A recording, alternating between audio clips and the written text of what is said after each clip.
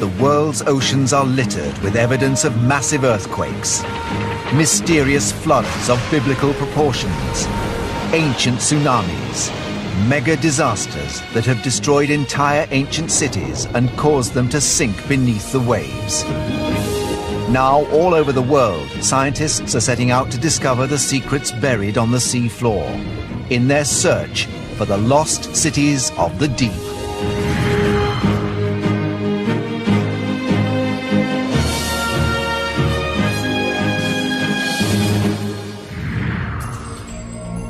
The legend of Atlantis, an earthly paradise that existed before the great civilizations of Egypt, Greece, and Rome. A mega metropolis destroyed by a natural catastrophe, now submerged beneath the waves. But in their search to explain the legends, archaeologists are finding that truth is as strange as fiction. Entire cities really were lost to the oceans through one or more ancient catastrophes, and only now are their secrets being revealed. Are these ancient Japanese pyramids 8,000 years older than the Great Pyramid of Giza in Egypt?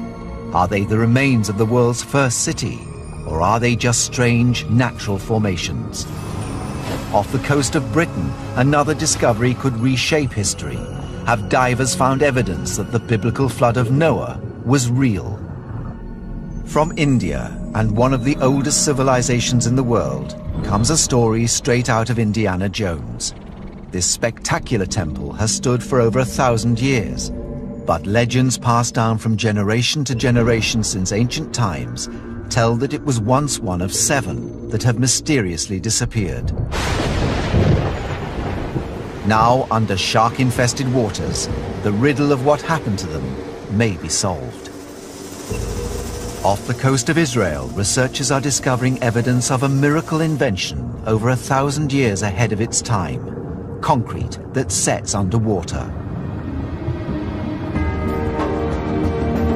One of the first places to look for ancient underwater cities is along the coast, at the sites of ports. And none are more famous in all antiquity than this one on Egypt's Mediterranean coast. Founded by the most successful general of all time, Alexander the Great, the city still bears his name: Alexandria. At its height, Alexandria was a bustling super city, one of the largest in the known world. It had one of the biggest ports in antiquity, with 200 cargo ships said to have passed through its harbor walls daily, twice as many as pass through New York's harbor today. The harbor's beacon was a 400-foot-high lighthouse, the Pharos of Alexandria, one of the 7 wonders of the ancient world. For 1,000 years it stood as capital of Egypt and one of the greatest and richest cities of the ancient world. In its heyday, Alexandria must have been the most fantastic place to visit. It was very rich, it was very sumptuous, and it was a real magnet, so anyone who was anyone came here. But the city did not stand in isolation. Alexandria formed part of a massive built-up development along miles of coastline, not unlike the continuous band along America's northeastern coast. But incredibly, next to nothing remains of this metropolis. Today, the coast is bare. How did it disappear? The answer lies under the Mediterranean Sea. Around 12 centuries ago, a massive earthquake rocked the North African shore. Alexandria, unfortunately, was built in a high seismic area, which suffers from a lot of earthquakes. In fact, between the 4th century AD and AD 1400, there was something like 23 earthquake events historically recorded. In 365 AD, a destructive earthquake accompanied by a huge tidal wave killed over 50,000 Alexandrian citizens, sending most of the city's famous landmarks to the bottom of the ocean. And it's here that scientists must begin the search for Alexandria. Their quest begins as far away from the seabed as it's possible to get. Here, geostationary satellites of the type used by the US military are equipped with high-powered scanners and cameras, capable of seeing what lies beneath the waves. This is a satellite view of the west of the delta of the Nile. You have here Alexandria, and here the Bay of Aboukir. And in color, you have all the sunken land that we have discovered below water. Using geophysical data from their satellite surveys, Frank is able to build up an accurate picture of the ancient topography of Alexandria. Let us zoom now on Alexandria site. On this satellite view of the modern city of Alexandria, you see in yellow all the sunken land and port structure, which are now under the sea. The mapping of Alexandria has revealed new information on the sunken city. Its infrastructure is larger and more substantial than researchers had previously believed. Due to poor underwater visibility, the teams diving the area are constantly faced with the problem of pinpointing their excavation sites. We have developed specific tools for positioning, like underwater differential GPS, which a precision of a centimeter, and it's extremely efficient for contours of land and etc. When you are doing a specific excavation, we put grids like on land, and it's easier, of course. Without this technology, Frank's team would be fumbling around for needles in a haystack. Now they have a meticulous process that requires great patience and care. Using a water dredger, a kind of underwater vacuum cleaner, the archaeologists remove the sediment in search of artifacts on the seabed. The potential for sites underwater is that they have not been looted for centuries like some sites on land. And furthermore, it's a totally empty space. You can go wherever you want. You don't have a road, you don't have new buildings. You are absolutely free to expand your excavation into a direction you want to go. At depths of between 10 and 20 feet, the excavations of 2007 have provided further clues to the port's destruction. Byzantine gold coins dating back to the 7th and 8th century AD are being uncovered. No artifacts of a later date have been unearthed, leading the team to believe that the areas of the port that survived the destruction in the 4th century were finally submerged in the 8th century AD. But it's not only small objects like these beautifully preserved golden rings that the team discovers. Egypt's underwater sites are littered with large sunken treasures, including sphinxes, statues, and stone blocks, complete with royal signatures and hieroglyphs. On Antirodos Island, we have discovered a small sanctuary of Isis, with a beautiful statue of a priest of Isis, very well preserved sphinxes. On the Poseidon, we found a full walled temple. The new findings echo the descriptions of Strabo, the Greek geographer, who visited the city in 25 BC.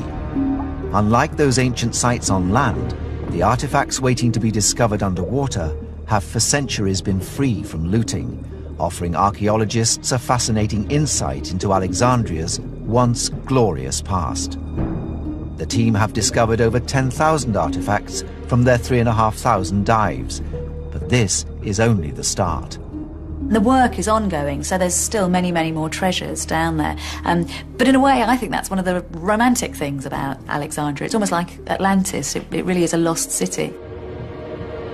But despite its fame, Alexandria is not the largest port in antiquity to mysteriously disappear. Off the coast of Israel, archaeologists are searching for evidence of a huge harbour wall. Hundreds of blocks, some weighing up to 50 tons each, lie on the seabed and are believed to be part of a 2,000-year-old port. The New York harbour of its day, that now lies 25 feet beneath the Mediterranean. Can our team of underwater detectives unravel the mystery of the disappearance of the ancient world's largest harbour and unlock its engineering secrets that have been lost for thousands of years, secrets that could revolutionize our understanding of technology in the ancient world? The Ancient Discoveries team are in Caesarea, modern-day Israel, the site of the ancient world's largest port, investigating its disappearance into the sea. This incredible port protected up to 300 ships and opened up the world of travel to thousands, kick-starting trade networks and ancient immigration in the Roman Empire. This was the first globalized empire, and to globalize an empire you have to have great forms of communication, from your roads that we all know about to actually the ports itself. You need central ports that can take the supertankers of the age filled with the fruits of globalization. Caesarea was named after Julius Caesar. It was built by the Jewish king Herod to be the major port in the Roman Protectorate, Judea, and the largest port in the eastern Mediterranean. The harbor itself was unbelievably huge, big. Nobody could see such a big structure worldwide. It was the largest structure on Earth at the time. 90,000 square yards, that's a huge area. Trade from as far away as Burma flowed across Asia and the Middle East to satisfy demand in the major European cities of Athens and Rome. This trade needed a mega port. Thousands of men were recruited from all corners of the empire to begin the 12-year project. He created water breaks that was 180 feet wide, huge. You could have a highway on top of it. And it extended deeply to the sea, almost half a mile into the sea. The eastern Mediterranean can be rough. A powerful wind blows up from the continent of Africa every summer, whipping the sea into a frenzy. The engineers needed to create a massive solid breakwater to protect the ships that lay within the port.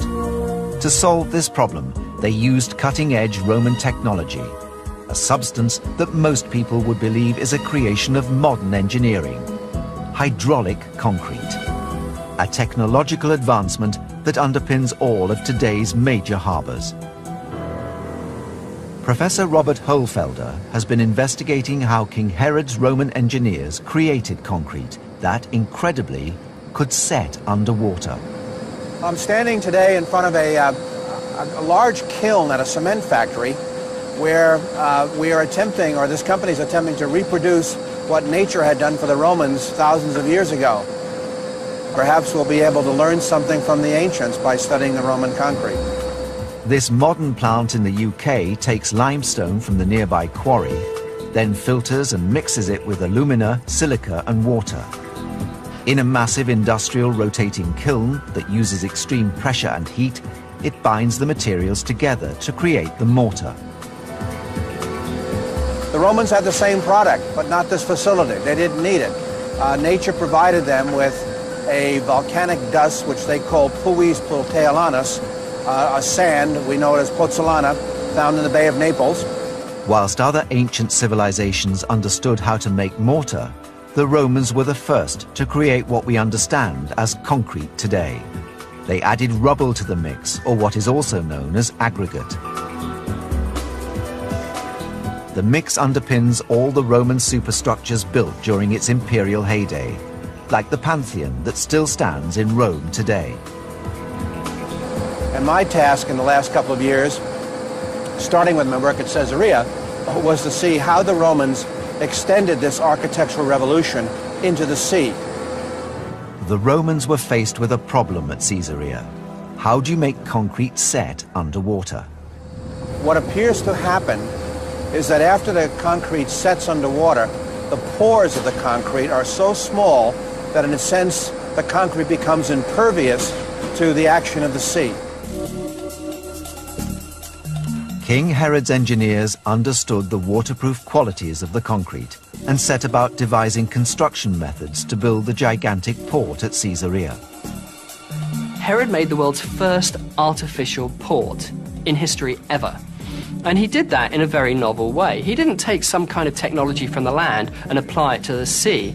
Instead, he used floating chests. They sound quite simple. These 45-foot-long chests, which were really gigantic, with wooden sides. And those were constructed on shore, towed into position. And they make a whole series of those arcing out to create a breakwater. The hydraulic concrete was poured into these chests. As that set, these wooden chests would descend onto the seabeds and create a beautiful platform for the superstructure of the port. Incredibly, this process is still used today to build modern breakwaters for the world's great ports. But there still remains much mystery surrounding the disappearance of the ancient Caesarea harbour into the Mediterranean.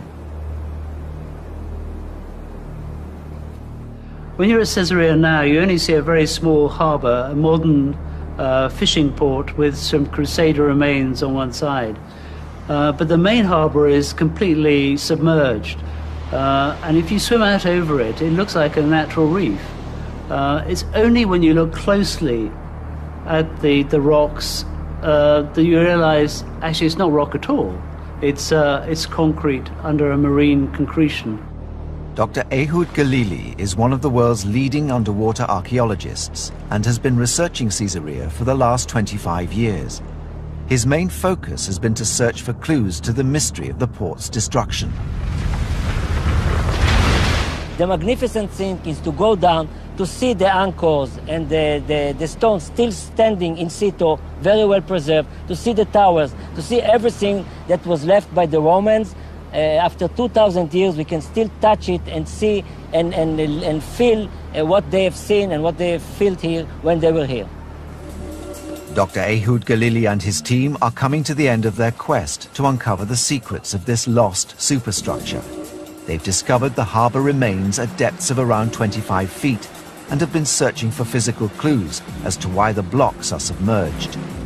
Over the centuries, a theory has emerged that, like Alexandria in Egypt, an earthquake destroyed the harbour. The team has pieced together the clues and found that this is unlikely. There was a theory that a geological fault caused the subsidence of the west side of the harbour and caused the destruction. Today we are convinced, more or less, that the damage or the subsidence of the harbour was due to the fact that the harbour was built on top of sand and it was the foundation subsided and settled inside the sand. Evidence from the seabed is suggesting that the ancient world's first artificial harbour, built with hydraulic concrete, gradually sank over 100 years before it was lost to the sea. The world's first high-tech megaport sank because it was built on sand. But ports are not the only megastructures that underwater detectives are exploring. In India, the hunt is on for the legend of the Seven Temples, one of the world's most mysterious cities in the shark-infested waters of the Indian Ocean. The Bay of Bengal, 800,000 square miles of shark-infested waters. Predators include the notorious man-eating bull shark. It's here that tropical storms, with rotating winds blowing at speeds of 80 miles an hour, bring hurricanes and storm surges to the coast of India. On its southern coast, local myths tell of a lost city submerged beneath the waves, a metropolis littered like the legendary Atlantis with palaces and temples. The writings tell of a once flourishing ancient city, known to those who visited as the land of the Seven Pagodas. William Chambers was the first person to pick up all these strands of these stories and point out that actually we can only see one pagoda today. Was it made up? Was this one pagoda so beautiful and stunning that it got extended into this figure 7, which has always had a supernatural religious importance? Or, as he suspected, did the other 6 pagoda temples slide at some point beneath the waves? The myths, still repeated by local fishermen today, speak of 6 temples submerged beneath the waves, with this temple the only one still found on the shore. There were once 7 temples. 6 of them are now underneath the water. Everyone believes they are lost temples.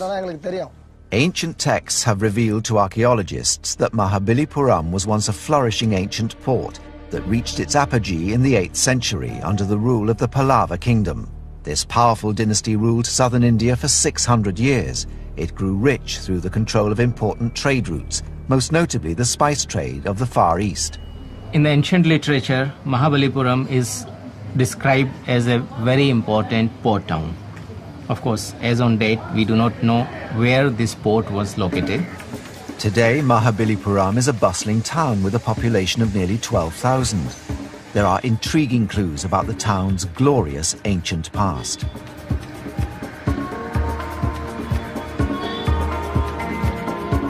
These beautifully preserved ancient structures, known as the 5 Rathas, date back to around the 7th century and were built at the same time as the missing temples. The complex is carved out of single pieces of granite rock, a technique that was used for over 1,000 years by Indian architects and engineers. One of the most impressive structures to adorn the town is one of the world's largest bas-reliefs. It also dates back to the time of the missing temples. This magnificent relief, carved in the mid-7th century, measures nearly 1,000 feet long by 45 feet high and covers an entire hillside. It's this structure that may hold the key to the whereabouts of the lost temples. Known as the Shore Temple, it's one of the world's greatest ancient treasures and a sacred site that has attracted pilgrims for over 1,000 years. Local people believe that this is one of the surviving temples. Remaining temples have been damaged or they have been lying submerged in the sea. If this is one of the mythical 7 pagodas, legends tell that it was once surrounded by a complex of beautiful palaces and spectacular temples built with the wealth of the Pallava kingdom. A complex on a par with the ancient world's most spectacular sites, like the Acropolis and the temples of Karnak. So are the myths a reality? How could something on the scale of the Acropolis have left no trace? There seem to be 2 processes going on here. First of all, there's coastal erosion. We know that the sand is eroding away about 1.5 feet every year. So that means 1,500 years ago, the shoreline actually would have been something like 1,500 feet further out in the sea. The eroding shoreline in the area may be responsible for causing the temples to collapse into the sea. But archaeologists have another theory for their disappearance: a huge wave. The tsunami of 1797 is recorded as having picked up a ship of 200 tons and thrown it 1 kilometre upshore. So vicious was the killer wave. And it seems very likely these were responsible, whether in one episode or multiple episodes, we don't actually know yet, for the destruction of the 7 pagodas. This is not the only tsunami to hit the region. The 2004 Boxing Day tsunami sent huge waves of over 100 feet to the shores of 11 countries, killing over 200,000 people. It also hit Mahabalipuram, wrecking the shoreline. For a few minutes after the first wave, the sea receded more than 500 yards from the shore, and before it returned, local fishermen stood face to face with the answers to this 1,000-year-old legend. Mysterious structures long buried beneath the sea. After 30 minutes, go down very far away, again coming water, rolling water, come up. Because I'm a fisherman, I save my things, but my boat, my nets, other village people coming just looking for a temple. Captured here by an eyewitness for the few minutes that they were exposed, this extraordinary photograph reveals the structures as the sea receded. Anandan was on the beachfront as the tsunami approached. Daughter, they held a daughter, and also my wife take my son. Possible temple, yeah. There's 7 temple in the water, under the water. In this eyewitness image, the tsunami wave is seen here moments before it crashes against the Shore Temple. The Shore Temple survived, the impact of the giant wave being taken by a sea defense wall.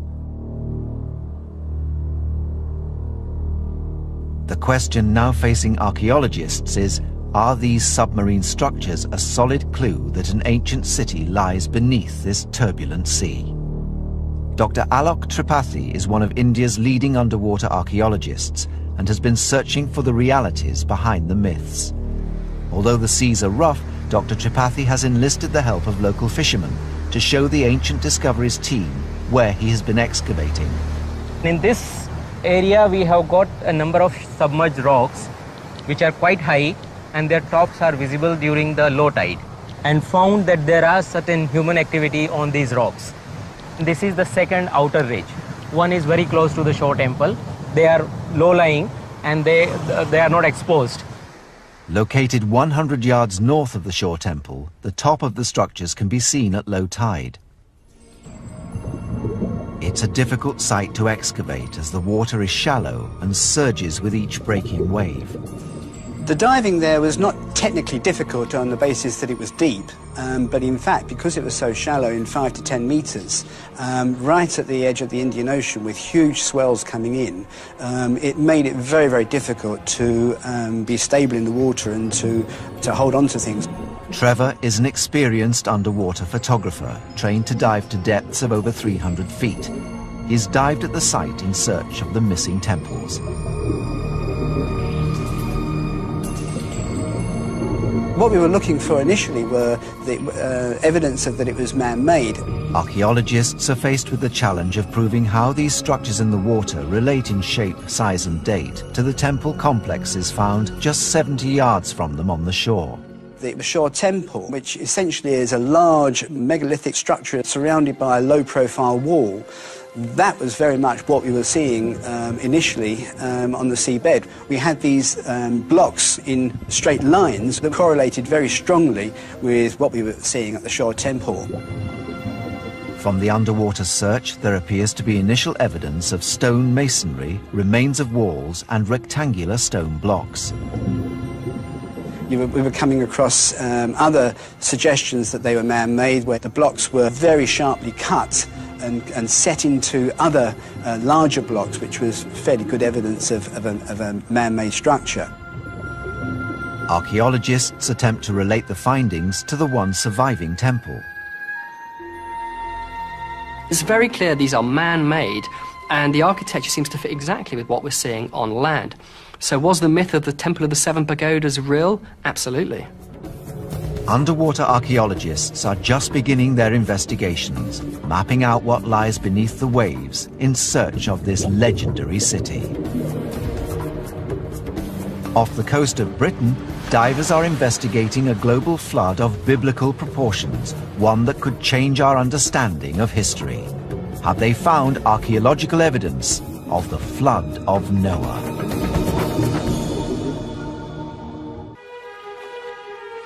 Myths and legends of cataclysmic floods exist in all ancient cultures. The Old Testament has the tale of Noah and his ark, but every civilization tells the story of the great flood that wiped out all but a few survivors. The ocean filled vast basins in matters of weeks, in catastrophes that are unimaginable in today's world. But did these events spark the flood myths found in all cultures? It doesn't take a lot of great imagination to understand the impact that these melting ice caps would have had on these communities. We have historical texts preserved in Mesopotamia and in Israel, in India, and as far apart as Mexico. It's very positive to say that, yes, this was their global flood. Divers off the coast of Britain have discovered intriguing evidence of a town submerged beneath the sea that may hold the secrets of the mythical flood. Just off the south coast of England, the Isle of Wight is separated from the mainland by a narrow strait just 40 foot deep. The Isle of Wight at the moment is possibly one of the most enticing, fascinating sites in England. The divers drop into the cold waters of the Solent. The work here is dangerous.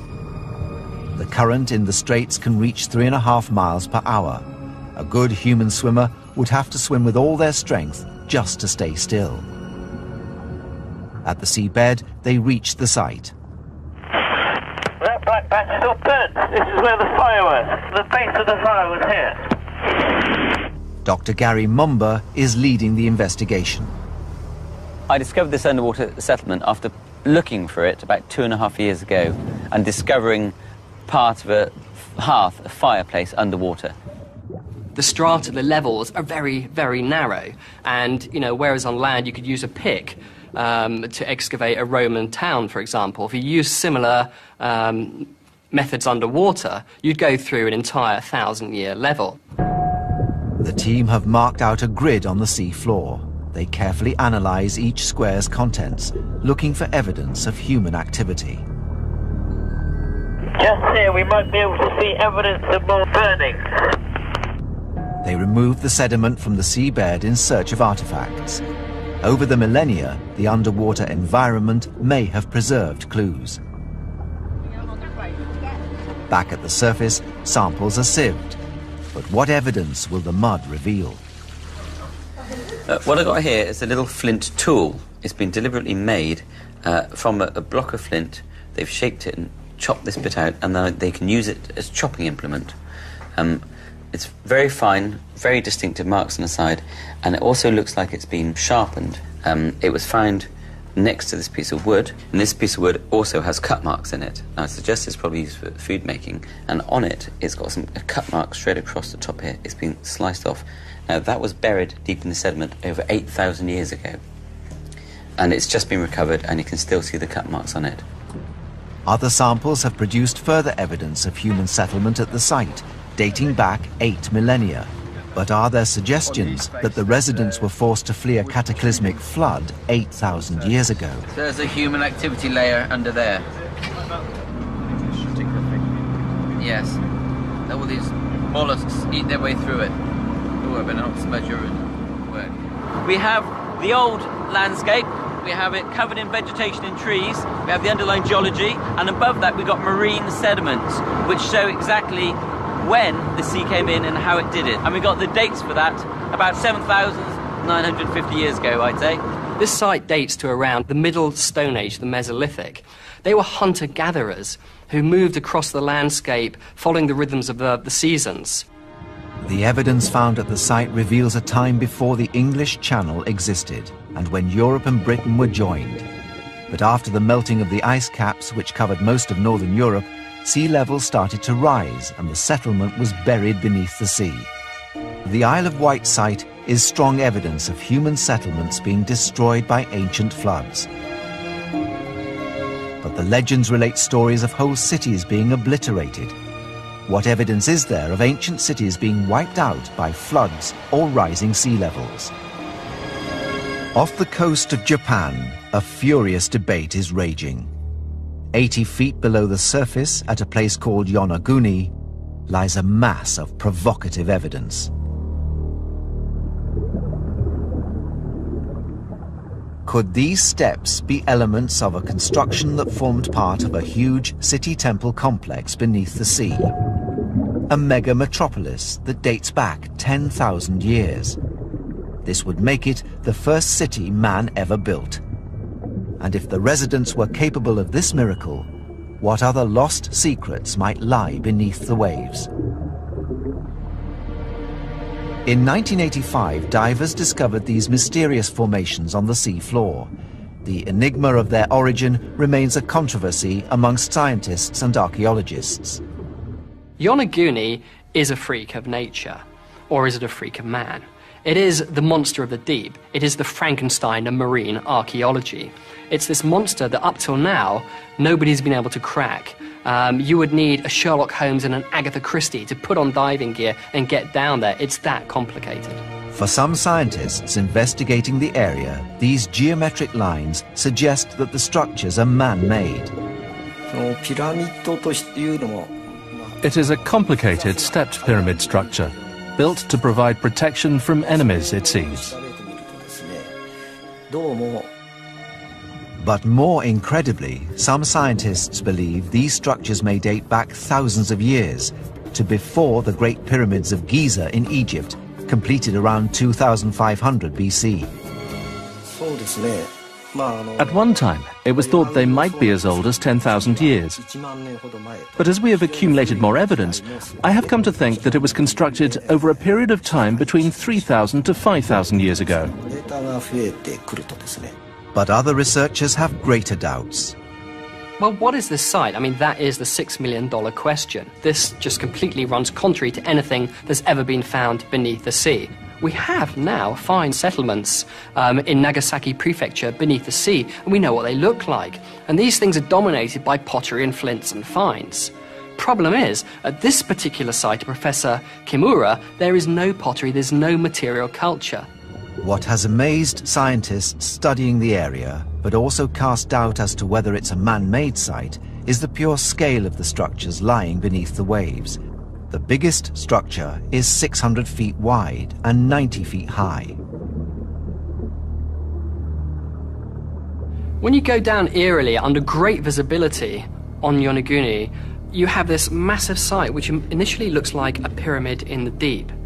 It's something like over 900 feet wide, and it's intercut along its edges with these horizontal planes, completely smooth, and then walls going up at complete 90-degree angles.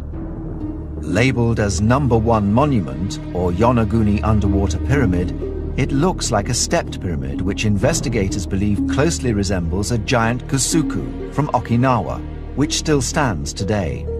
The gusuku is thought to be a mixed structure, part castle and part temple.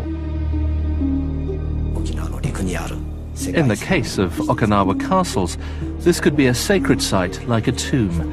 This is reminiscent of a pyramid. It's basically what we have here. These perfect rectangular corners make it difficult for some researchers to believe that this is a natural occurrence. When you look at these surfaces, which are very smooth, they kind of look like negatives. And I wonder whether in the medieval period this site was actually on land, and that what we're looking at here is a medieval quarry, and the stones were taken from here to the castles on Okinawa, and that is what has given this particular site its character. And I think that's something that geologists and archaeologists need to explore. If Professor Kimura's theory is right, the site at Yonaguni is evidence of an advanced civilization predating Egypt, the first civilization recognized by most historians as capable of such massive building projects. This is a portion of the Yonaguni site, a 300:1 scale model taken from our surveys. You enter part of a loop that circles the entire site. Here the path climbs and is met by two large sculptures. Past them is the tomb area. This is the most sacred area, we think. The loop road described by Professor Kimura that surrounds the complex has intrigued underwater archaeologists. Its widest part measures 15 yards. Through their investigations, scientists believe they have uncovered evidence of an arched gate at its entrance. With the proposed loop road connecting all the structures at the site, the underwater region has city-like attributes. This kind of structural engineering, if proved man-made, demonstrates a civilization using techniques and technology that was advanced for its time, but was then lost. Only 100 miles to the north of Yonaguni, Professor Kimura is searching for more evidence of massive underwater constructions. At Shatan, there are what we believe to be ruins. They have been visible for 10 years, and we've been trying to certify what they are. The Shatan site is situated off the island of Okinawa in Japan. The Ancient Discoveries team is launching a dive in search of the structures using a remote-controlled robot sub to guide the camera right up to the site. Teams of trained divers and underwater cameramen prepare to use the latest in diving technology. The remote-controlled robot submarine allows underwater archaeologists to record high-definition images at depths of more than 1 mile beneath the waves. Professor Kimura is leading the search. Attached to an umbilical cord, the remote control camera feeds images back to the boat.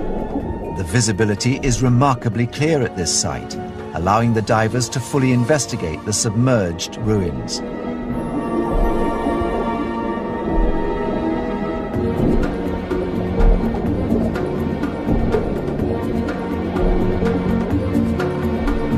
Approaching the site, they find the structures that are believed to be man-made. Underneath the barnacles and coral, the divers investigate the wall-like formations. Professor Kimura believes the structures they are investigating at the site are similar in their construction pattern to those found on the islands of Japan. What we are seeing here is something like a castle or a fort.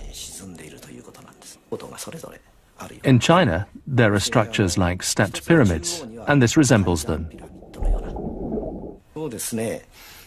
There is also a marked resemblance to the foundations of castles at Shuri and Nakakasuku.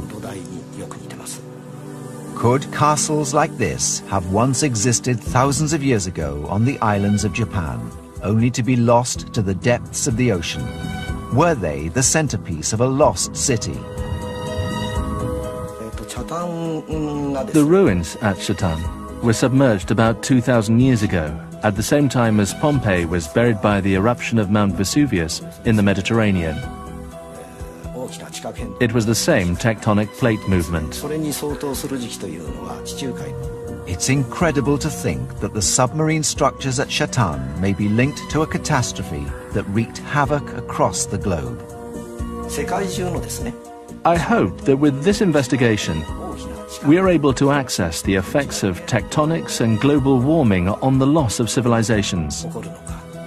In the last 2 decades, archaeologists and scientists have made extraordinary leaps forward in our exploration of the seas. They have unearthed stunning underwater structures, pyramids, statues, streets and settlements. They have transformed our understanding of history. Yet this is just the beginning. We think we know everything about the sea, but actually we've only just started to scratch the surface. In fact, we know more about the moon and the face of Mars than we do on the world's oceans. In the 21st century, our greatest ancient discoveries will likely not come on land, but at the bottom of the sea. And with the threatened rise of sea levels through global warming, will our modern-day cities one day also be submerged beneath the waves?